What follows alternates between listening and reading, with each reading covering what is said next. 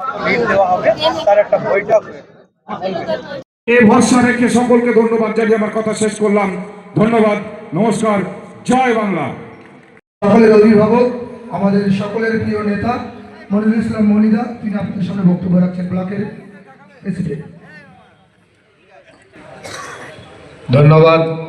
আজকে সবার সঞ্চালক তথা বারাসাত ব্লক যুব সভাপতি, মঞ্চে উপবিষ্ট আছেন এই অঞ্চলের দক্ষ কনভেনার রোহিত ভাই, এছাড়া উপস্থিত আছেন শাসন গ্রাম পঞ্চায়েতের প্রধান মৌসুমী ঘোষ, উপস্থিত আছেন বারাসাত ব্লক 2 পঞ্চায়েত সমিতির পূর্তের কর্মদক্ষ আসর আলী মল্লিক, মঞ্চে উপবিষ্ট আছেন মহিলা সভানেত্রী সুপ্রিয়া দি, সহসভাপতি হালিমাদি থেকে শুরু করে অঞ্চল কমিটির একাধিক সদস্য, রেজা ভাই আছে, তরি আছে, রহিমদ্দি ভাই আছে,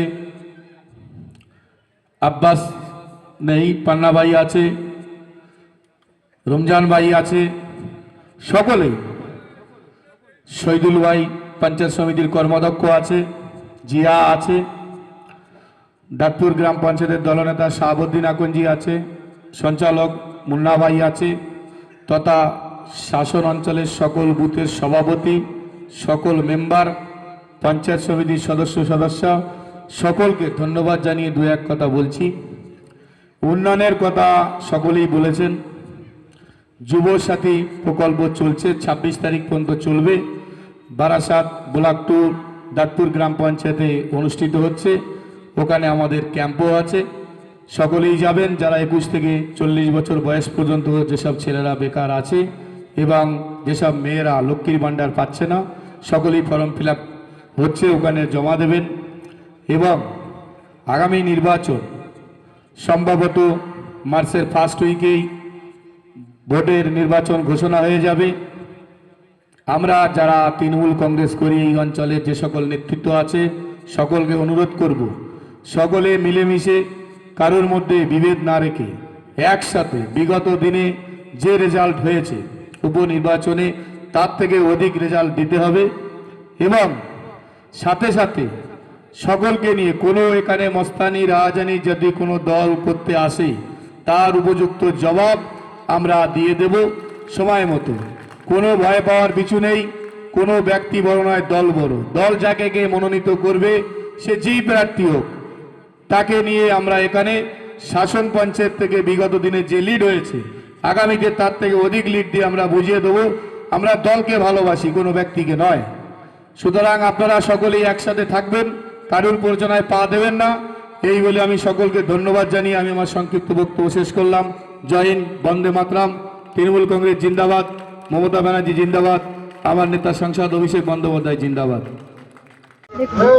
আমাদের তৃণমূল কংগ্রেস দল এমনই একটি দল, এখানে যে মানে লক্ষ্মীর ভাণ্ডার দিলেই যে মহিলাদের উচ্ছ্বাস উৎপন্নতা বাড়বে তা নয়।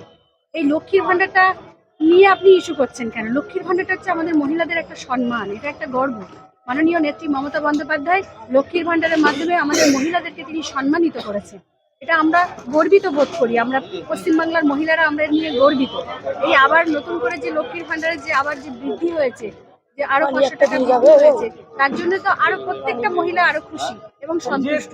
এবং আমাদের বিজেপি সরকার যে দল, যারা কোনোদিন মহিলাদেরকে কখনো সম্মান দিইনি, যারা মহিলাদেরকে কখনো ভাবেনি, মহিলাদের কোনো কথা, সেখানে আমাদের নেত্রী মাননীয় মমতা বন্দ্যোপাধ্যায়, তিনি আমাদের কাছে অনেক অনেক বেশি স্মরণীয় এবং তাকে আমরা প্রত্যেকটা মহিলা ধন্যবাদ জানাই এর জন্য। এবং এইরকম উচ্ছ্বাস আনন্দ আমাদের মহিলাদের সবসময়ই থাকে, কারণ তৃণমূল কংগ্রেস দল এমনই একটি দল যে দলের মাধ্যমে আমরা সমস্ত কর্মীরা একত্রিত হয়ে কাঁধে কাঁধ মিলিয়ে আগামী বিধানসভায় আবার লড়বো। এটা তারই একটা প্রস্তুতি, তারই একটা এখানে উত্তেজনা। আমি বারাসাত ব্লক 2 মহিলা তৃণমূল কংগ্রেসের সহসভানেত্রী হালিমা খাতুন। পাবলিশ হওয়ার পরে নির্বাচন ঘোষণা হওয়ার আগেই আমরা শাসন অঞ্চল তৃণমূল কংগ্রেস কমিটি অর্থাৎ এক্সটেনশন কমিটি, বুথ সভাপতি, বুথের মেম্বার, বুথের সক্রিয় নেতৃত্ব, অঞ্চল কমিটি, আমাদের যারা পদাধিকারী সকলকে নিয়ে ব্লক সভাপতি মনিরুল ইসলাম মনি মহাশয়ের নির্দেশে আজকে আমরা এখানে একটা কর্মী সভা করলাম। এই কর্মী সভার মূল বিষয়বস্তু ছিল আমাদের আগামী নির্বাচনের প্রাক মুহূর্তে একটা প্রস্তুতি।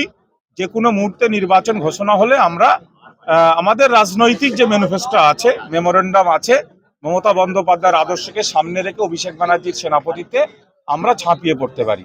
আজকে বুথের সভাপতিরা তারা তাদের বুথের বর্তমান যে সাংগঠনিক যে বিষয়বস্তু আছে সেগুলো আলোকপাত করেছেন। আমাদের নেতা জিয়াউল ইসলাম ছিল, প্রধান ম্যাডাম ছিল, মৌসুমীদি ছিল, আমাদের হালিমা ব্লক সভাপতি তিনি স্বয়ং নিজে উপস্থিত আছেন, টোটাল অঞ্চল কমিটি তারা এটা নিয়ে পোস্টমর্টেম করবে, কোথায় কোন জায়গায় সাংগঠনিক ত্রুটি বিচ্যুতি আছে সেগুলো রেকটিফিকেশন করে 2026-এ বেটার রেজাল্ট হাড়োয়া বিধানসভা 13টি অঞ্চলের মধ্যে শাসন অঞ্চল থেকে সবচেয়ে হাইয়েস্ট রেজাল্ট দিয়ে বিধানসভায় সদস্যকে পাঠানোর ব্যবস্থা করা। আমাদের দলের, এটা তো আমাদের দলের নেত্রী মমতা ব্যানার্জির বার্তা, জেলার সভাপতি বুরহানুল মুকাদ্দিম লিটনদার বার্তা, আমাদের সকলের প্রিয় বিধায়ক শেখ রবিউল ইসলাম সাহেবের বার্তা, যেটা বহন করে মনিরুল সাহেব বলেছেন আমরা ইউনিটি অর্থাৎ একতাবদ্ধভাবে কোনো অনেক কর্মী, অনেক দল বড় হয়েছে, অনেক নেতা নেত্রী আছে, সকলকে সঙ্গে নিয়ে এই নির্বাচনে আমরা একদিকে বিজেপি সাম্প্রদায়িক দল, আর একদিকে নওশাদ সিদ্দিকী, আর একদিকে সিপিএম এবং হুমায়ুন কবির যে আজকে একটা ধর্মীয় বিভাজন তৈরি করার চেষ্টা, তার বিরুদ্ধে লড়াইটা হবে, একত্রিতভাবে হবে, সবাইকে সঙ্গে নিয়ে আমাদের নেতা মনিরুল ইসলাম সাহেবের নেতৃত্বে, জিয়াউল ভাইদের নেতৃত্বে এই শাসনে লড়াইটা হবে, তারই বার্তা দিয়েছেন ব্লক সভাপতি। আমরা সমস্ত বুথের কর্মীদেরকে নিয়ে আমরা প্রস্তুতি নিচ্ছি। নির্বাচন কমিশনার যে কোনো সময় নির্বাচন ঘোষণা করলে সেই নির্বাচনে আমাদের প্রত্যেকটা বুথে আমাদের দলের কর্মীরা তারা ঝাঁপিয়ে পড়বে।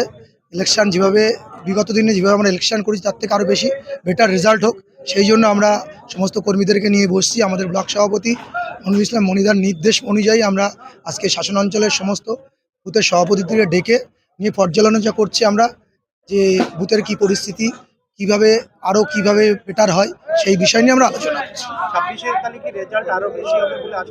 নিশ্চয়ই পশ্চিমবাংলা জুড়ে প্রত্যেকটা জায়গায় মমতা বন্দ্যোপাধ্যায়ের যে উন্নয়ন, মানুষ দুহাত ভরে আশীর্বাদ করবে, শুধু সময়ের অপেক্ষা। নির্বাচন কমিশন এবং বিজেপি যতই চক্রান্ত করুক, বাংলার মানুষ রায় দেবে। চতুর্থবারের জন্য মমতা বন্দ্যোপাধ্যায় আবার মুখ্যমন্ত্রী হচ্ছে। এটা নিশ্চয়ই ভোটে এফেক্ট পড়ার জন্য আমরা কোনো প্রকল্প হয় না, মানুষের দৈনন্দিন জীবনে কিছুটা সহায়তা করার জন্য।